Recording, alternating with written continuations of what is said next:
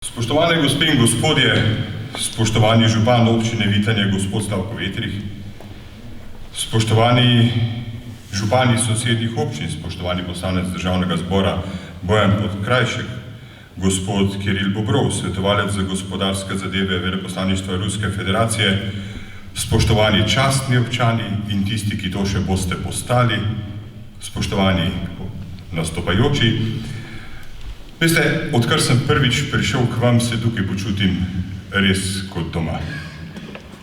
Prav zato sem vesel, da vas lahko nagovorim ob vašem dvojnem prazniku v imenu drugega doma slovenskega parlamenta, Državnega sveta Republike Slovenije. Gospod župan je rekel, da je Vitanje majhno. Res, majhno število vas je, ampak veste, tudi Triglav je majhen v primerjavi z Monteverestom, s kakšnimi švicarskimi Alpami, ampak je naš najvišji, naš edini in za nas najbolj pomemben. In tako tudi Vitanje, s to pridobitvijo, s ksevtom, z vsemi vami, z vašimi dosežki v Sloveniji ni prav nič majhno. In nimate nobenega razloga, da bi se počutili majhni ali nekje pri strani. Ste na vrhu. In česa takega nima nobena druga občina. In če Triglav ne bo več rastel, verjetno res ne, ima Vitanje vse možnosti, da zraste. Ne samo po številu prebivalstva, ampak tudi po uspehih, po dosežkih, po tem, da postane čim bolj prepoznavno v svetu in da svet zaradi Vitanja pride v Slovenijo. Vaša občina danes praznuje svoj praznik. Je občina, ki se lahko pohvali z bogato kulturno, zgodovinsko, naravno dediščino. Veseli me, da danes živimo v času, ko meje niso zazidane, ampak so prožne za povezovanje in sodelovanje ter odprte številnim pobudam ljudi, ki živite tukaj. Občinski praznik je tako znova priložnost, da podelite priznanja tem svojim najbolj zaslužnim občankam in občanom.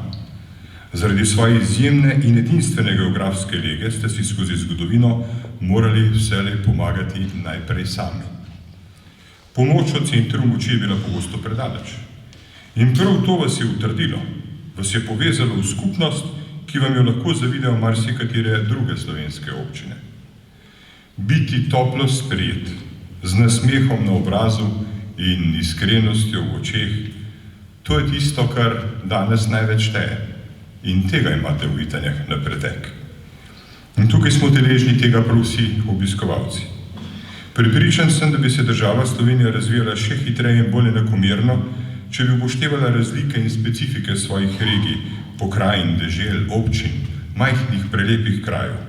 Ne pa, da odtujena od svojih ljudi in zabarikadirana v urbanih centrih moči, osmišlja in sprejema ključne razvojne usmeritve, daleč od lastnega srca in daleč od oči svojih ljudi.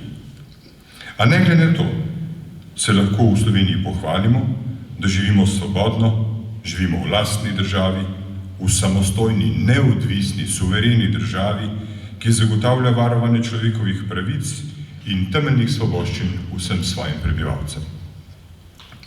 Že naši največji kulturni velikani so nas opozarjali, da države nastajajo in propadajo. A domovina ostane zavedno in to le za voljo njenih prebivalcev, njihove narodne zavesti, kulturne umike in zvenečnosti lepote materinega jezika. Kaj pomeni danes biti državljan Slovenije? V času, ko se svet globalno spreminja, ko se rušijo temeljne vrednote demokratičnosti, svobode in varnosti. Kaj ponuja uteha državotvornosti v teh težkih trenutkih, ki od nas terjajo distanciranje, osamitev in samo nadzorovanje zaradi bolezni COVID. Verjamem, da vas je obdobje, ko je po 29 letih slovenske državotvornosti v Sloveniji ugasnilo javno življenje, pretreslo, zaskrbelo in vas vznemirilo. Vse, kar nam je bilo samoumevno, smo začeli gledati z drugačnimi očmi in to znova vrednotiti. Zakaj ne bi tokrat ob dnevu državnosti naredili podobne bilance vrednot slovenske osamosvojitve? Spoštovani, v zadnjih 29 letih, toliko je namreč mlada naša država, ki danes slovi svoj rojstni dan, smo doživeli veliko. Veliko je bilo lepega, veliko dobrega, veliko naprednega pa tudi veliko hudega, slabega, kritičnega. Danes nas je več, živimo dlje, kot smo ob začetku samostojne poti. Naš življenjski standard je bistveno višji in s tem precej višja tudi kupna moč in splošna blaginja, slovensko gospodarstvo pa v vseh teh desetletjih okreva in raste s polno močjo. Ne glede na spodbudno statistiko, pa moramo usodo svoje države trdno držati v svojih rokah. Neodgovorni odnosi do lastne narodnosti, državotvornosti in kulturne samobitnosti nas zlahka potegne v vrtinec, kjer se lahko raztopimo in izgubimo. Naj nam torej ne bo nerodno negovati ljubezni do domovine. Ta zadrega lahko le umetno ustvarjena in je kot taka tudi politično nekorektna. Ohranjamo vrednote slovenske osamosvojitve kot ponosen in vselej pokončen narod. Za bodoče generacije vsaj, če že ne zase. In dovolite, da zaključim z besedami največjega slovenskega pesnika.